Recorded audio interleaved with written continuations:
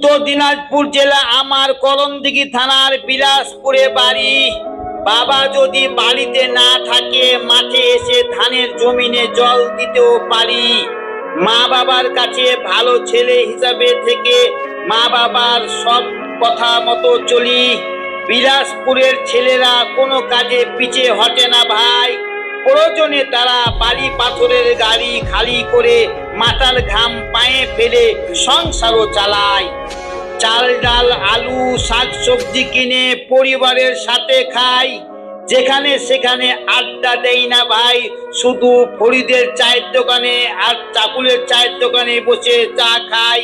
রাত 10টা হলে বাড়ি ফিরে বউয়ের কাছে বকা শুনে ঘুমাতে যাই।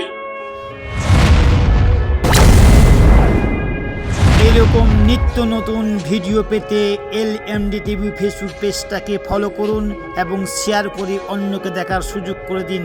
আপনাদের ভালোবাসায় LMD টিভি ফেসবুক পেজ এগিয়ে যাচ্ছে।